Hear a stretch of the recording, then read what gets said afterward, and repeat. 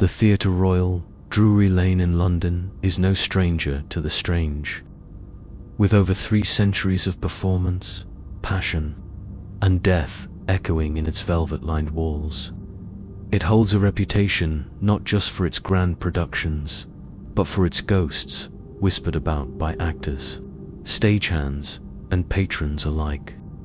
But of all the theatre's spectral stories, one stands apart: the actor who died before his cue and still took the stage.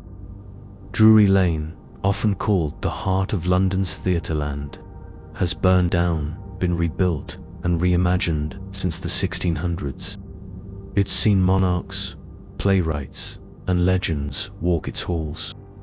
But behind the gold-leaf balconies and beneath the gaslit chandeliers lies a darker history, one of tragic deaths, mysterious disappearances, and spirits that have become part of the backstage lore.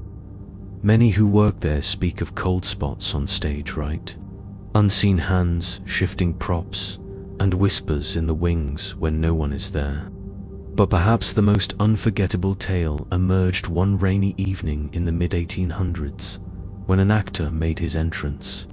From the beyond, his name has been lost to history, referred to only as the gentleman actor in faded stage ledgers and whispers passed down from crew to crew.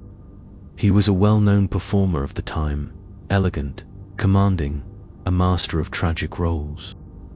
On the night in question, he was due to take the stage in a sold-out performance of a historical drama.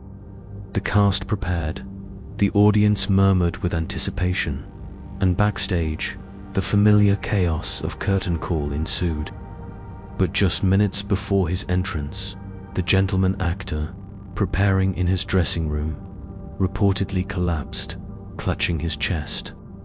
He died instantly, the victim of what we would now call a massive heart attack. Only a handful of crew members knew. The decision was made to halt the play immediately after intermission, citing technical issues. But what happened next would ensure the night was never forgotten.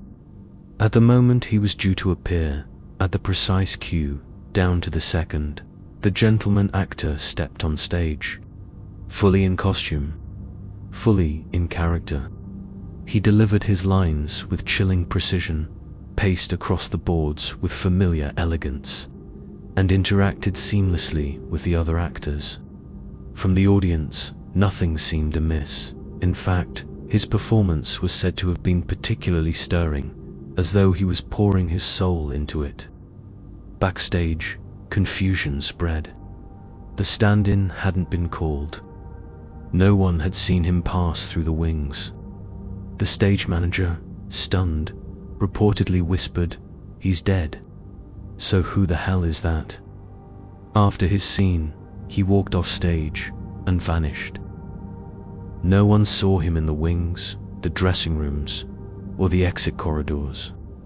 A search of the entire theatre was conducted in silence. It wasn't until they returned to his dressing room that they found him, cold, still, and clearly dead for hours.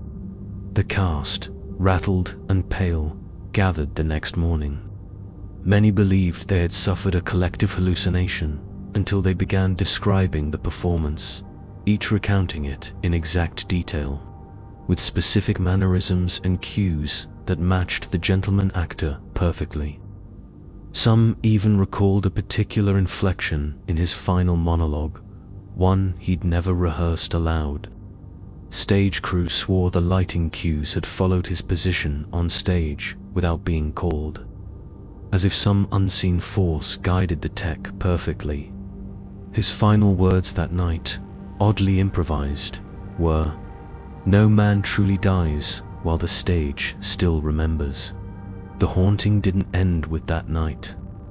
Over the years, actors in period pieces, particularly those rehearsing for tragic or historical dramas, have reported seeing a man in 19th century stage costume standing at the rear of the stalls or watching silently from the wings.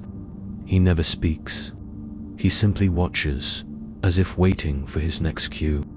In some rehearsals, Actors have turned mid-scene to find an unfamiliar cast member standing nearby, only for him to vanish between blinks.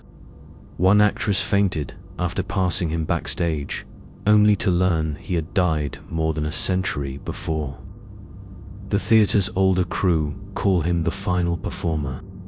The belief is that he doesn't know he's dead, or perhaps he does, and returns for the one thing that tethered him to life: the stage.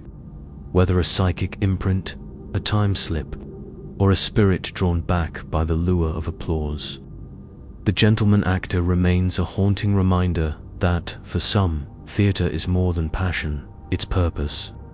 And in the hushed seconds before the curtain rises, when the theater holds its breath, those who know the story sometimes glance stage left, just in case he's there, waiting for his cue. Many thanks for treading this tale's dark path. If its chill gripped you, like, subscribe, and comment below.